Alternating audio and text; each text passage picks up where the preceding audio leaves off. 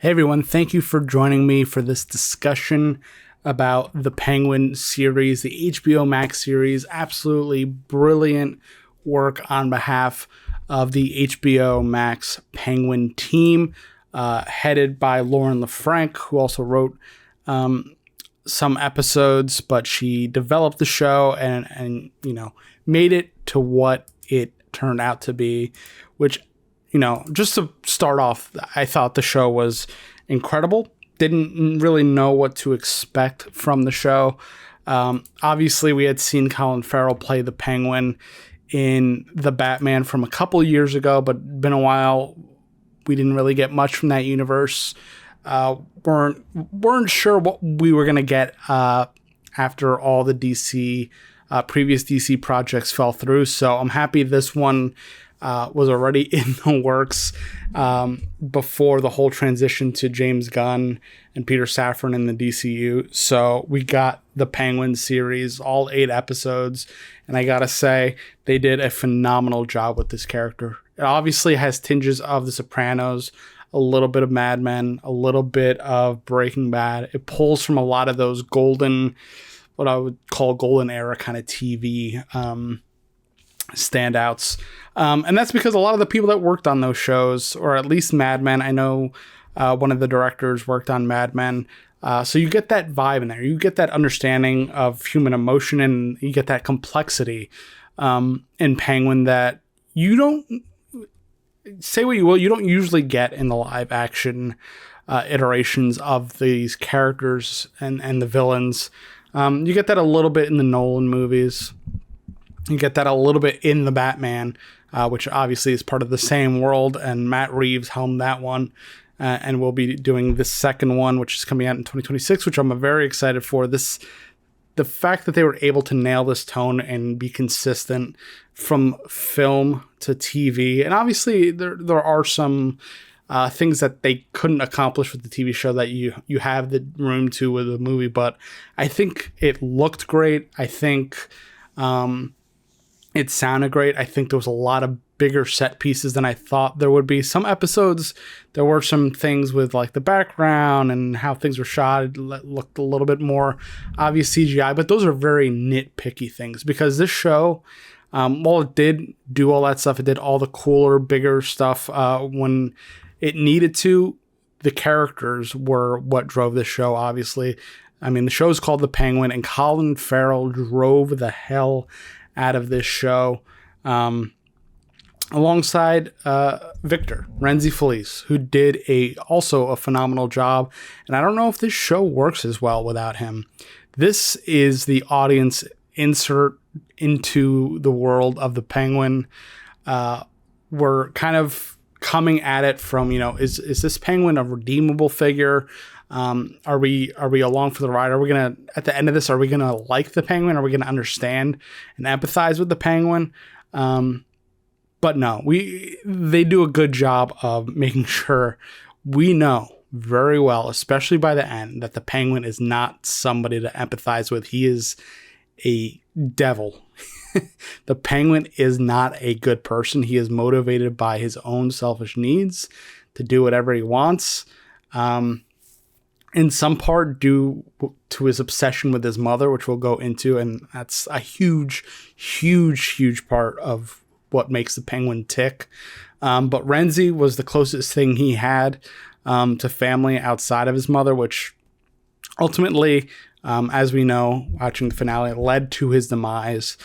He did a lot for the Penguin. He got him in no small part to where he is at the end of the show. I mean, he even got these kind of the underbosses for all the other gangs in Gotham to believe in his story and believe in Oz, so much so that Oz is now the new kind of king of the underworld, so to speak, the Gotham crime syndicate. And again, no small part thanks to what Victor did. He was his biggest kind of supporter, biggest reinforcement. This guy got him out of a pinch several times.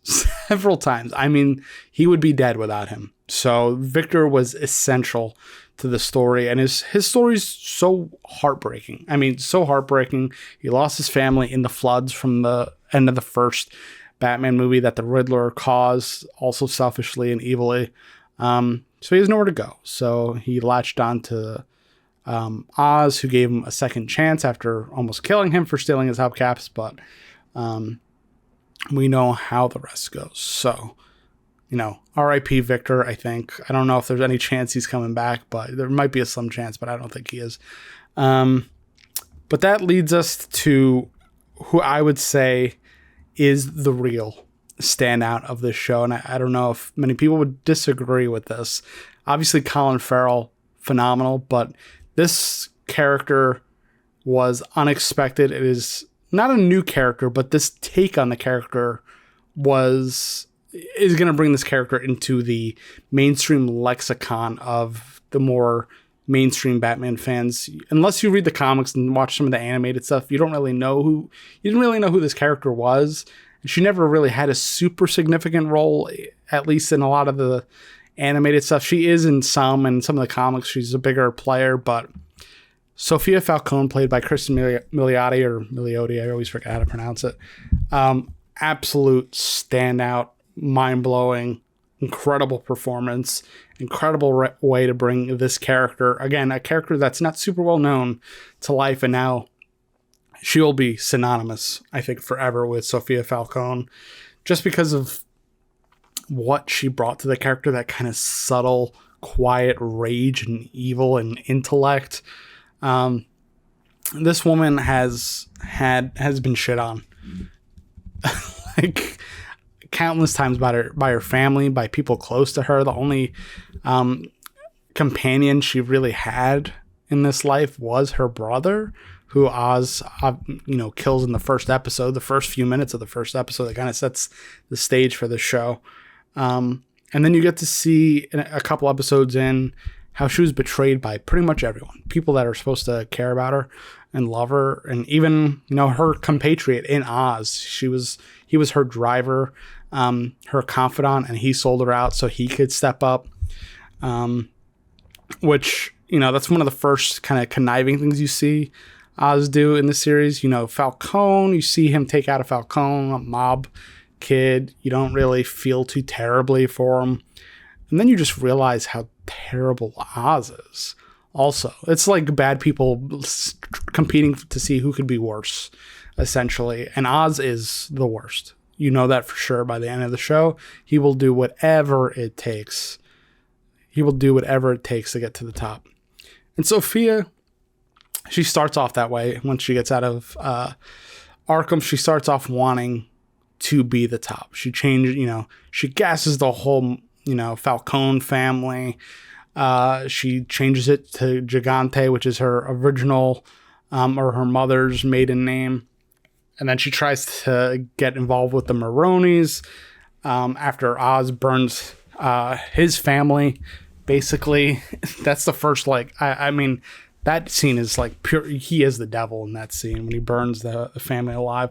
Again, these are not good people, but the way he deals with them is so sadistic, and he has that kind of like sick pleasure in his eyes, which is great eye acting from Colin Farrell. But Sophia's storyline in this is probably. Not even probably. It definitely is the most compelling from the show. Obviously, we had some insight into who Penguin was before, but he was kind of a goofball in the Batman. Like, he got pretty much knocked around, but you realize he is smart in the Batman. You realize he has something to it. Like, you guys stupid or something. La. Like, you don't know the difference between la and la or whatever. One of the funniest parts of the Batman. But Sofia is just the standout. Sofia, Cristin Milioti, is just the standout. That story is what drove this show forward. Without her, Oz being involved in her life, he's not anywhere near this level. It is through the manipulation of Sofia Falcone that he becomes the Penguin that we all know from countless iterations. But this is definitely the most diabolical version of the live action Penguin. But you end up feeling bad for Sofia the whole time. I mean, she's pretty cutting. She's also very smart. She's manipulative, but that's because she kind of has to be. She was kind of disowned by her own family, but sentenced to, jail where she was tortured, like something she didn't ask for. And there's no indication that she did any harm to anybody before all that. Obviously, when she was in Arkham, that's when she kind of started committing more crimes. You don't really get any insight that she did anything before that. The whole hangman thing was all set up because her father was also evil and framing her for the murders that he committed, where he had people commit on his behalf. So you feel bad for Sofia. She's the one that got screwed the most out of the series, and she's the one that with the most to win. Oz at the end of this was going to shoot her, but he thought the worst thing for her, a fate worse than death, would be to return her to Arkham, where we see her at the end of the show. And she gets a letter from her half-sister, Selena Kyle, Catwoman. So that's an interesting tie-in to a character from the Batman. We didn't get a lot of big tie-ins. We didn't get much. There's little things here and there about people reeling from the events of the first Batman, but that's the first character tie-in we really got outside of the bat signal at the end of the show.